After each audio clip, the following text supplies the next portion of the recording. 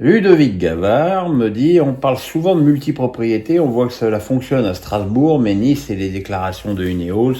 Lyon avec Textor, c'est nébuleux, l'échec à 3, ça ne fonctionne pas si bien que cela pour d'autres clubs. Quelle est la différence avec Blueco et le Racing? C'est assez incroyable de considérer que la multipropriété est une entité et que tous les gens qui font de la multipropriété ont le même mode de fonctionnement, les mêmes envies, les mêmes aspirations, les mêmes ambitions. On parle de cas particuliers. Blueco a investi énormément d'argent dans le Racing Club de Strasbourg cette saison. Je pense que sur les deux premières saisons, on est à plus de 130 millions d'investissement du nouveau propriétaire, entre les 25 millions qu'ils ont mis dans le stade, le recrutement de nouveaux joueurs.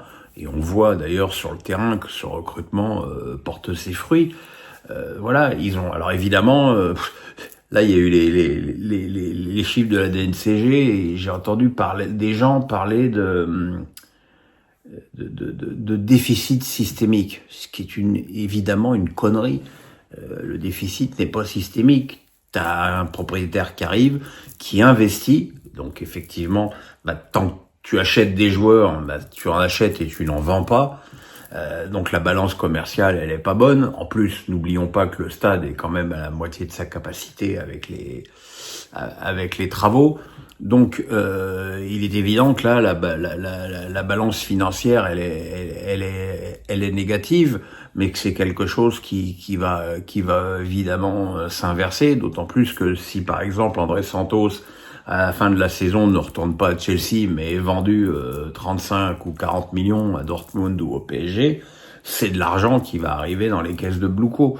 Donc voilà, moi encore une fois, je ne vois que des raisons de me réjouir de l'arrivée de ces propriétaires américains à Strasbourg. Moi, je suis un peu basique. Je vois une équipe formidable sur le terrain avec des jeunes qui s'adorent et qui se battent et qui pratiquent un jeu extrêmement ambitieux, extrêmement intéressant. Et le reste, c'est du blabla. Et les grèves à la con sont des grèves à la con. Noël Flantier. Bonisseur de la pâte. Que penses-tu de Rudy Garcia qui vient de maintenir la Belgique dans le groupe A de la Ligue des Nations? Penses-tu qu'il aura de meilleurs résultats en sélection qu'en club? Il a eu des bons résultats en club, Rudy Garcia. C'est curieux que Rudy est une aussi mauvaise image. Parce que il a performé un peu avec tout le monde, hein. Il a performé avec Lille évidemment en étant champion, mais il a performé aussi avec Lyon, il a performé avec Marseille. Sauf que évidemment il y a eu des périodes de moins bien et que c'est celles-là qui sont retenues et qui sont toujours à sa charge.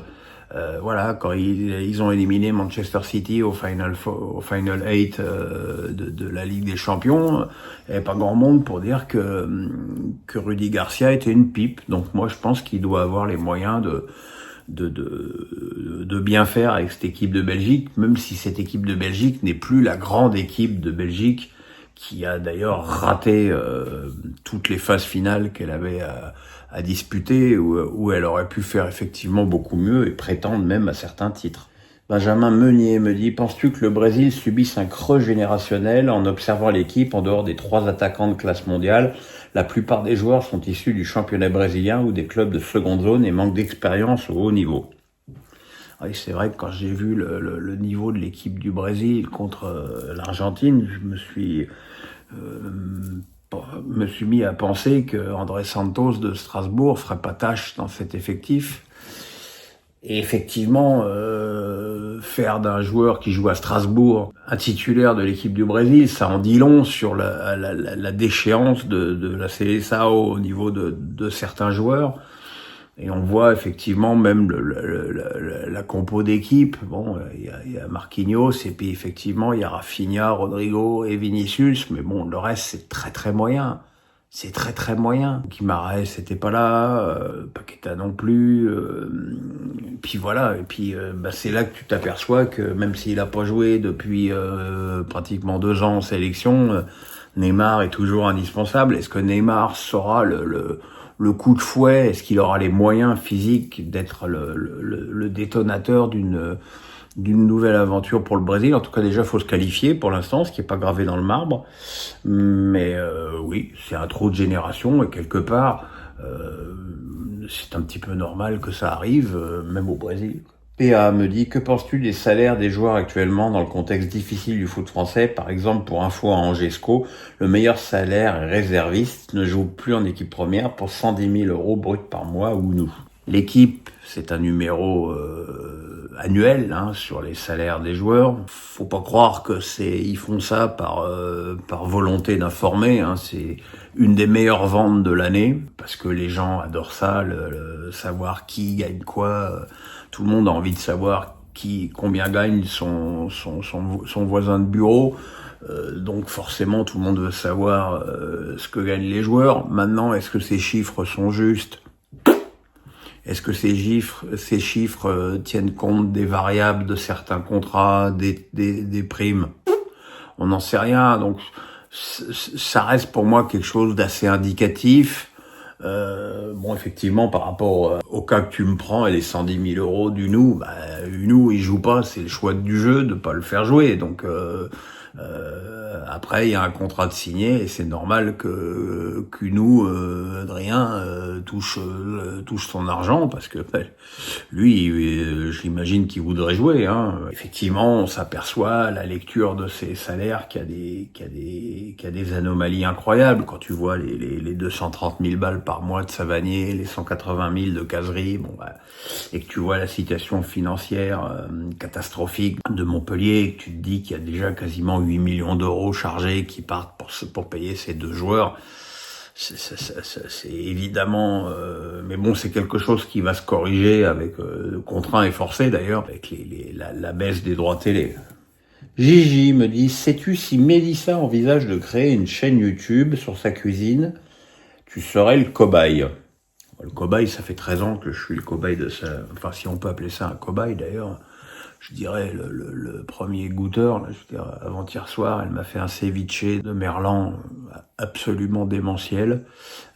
Elle a vraiment un grand talent et encore une fois, je vous le dis, elle va lancer Madame Mel, son service traiteur, table d'hôte à domicile, barbecue dans le jardin, cours de cuisine, enfin vraiment une activité très large autour de la cuisine.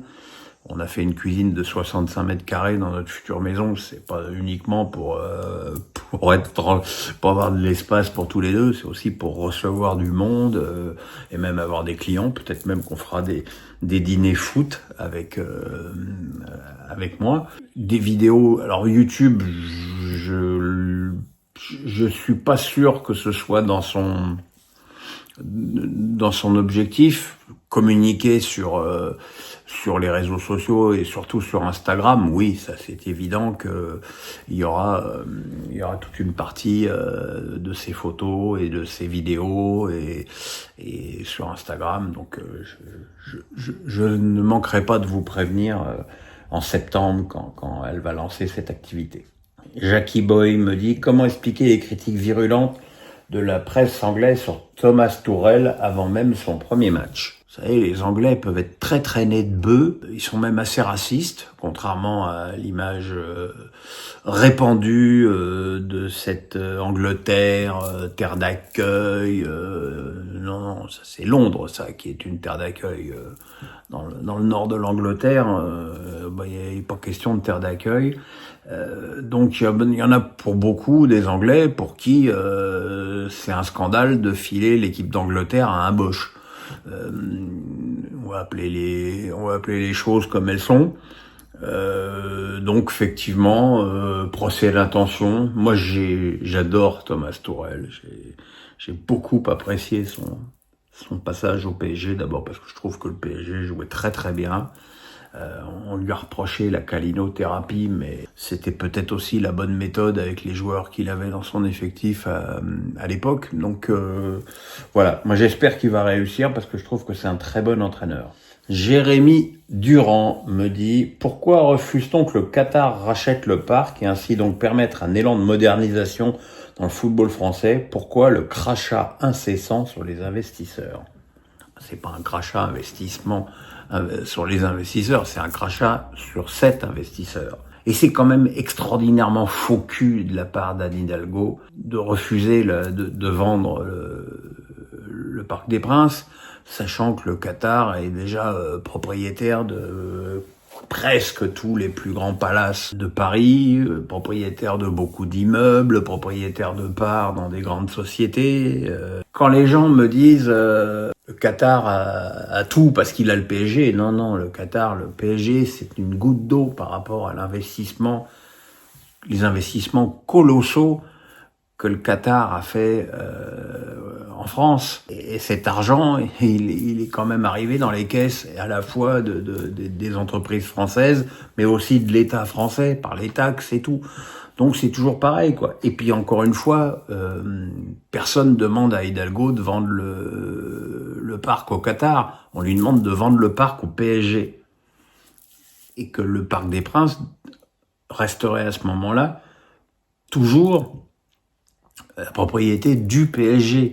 Et donc, le jour où le Qatar décidera de quitter le Parc des Princes, le club, le club sera évidemment vendu avec le stade en plus.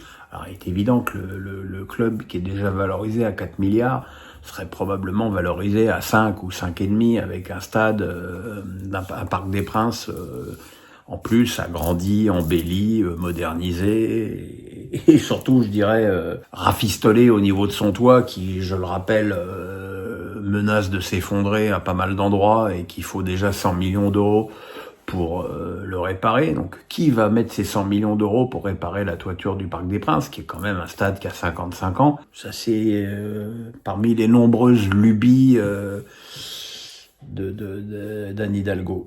Et on peut espérer qu'avec un changement de mairie, il y aura un changement de discours. Espérons qu'il sera pas trop tard et que le PSG n'aura pas investi dans un terrain ailleurs, mais bizarrement, j'y crois pas.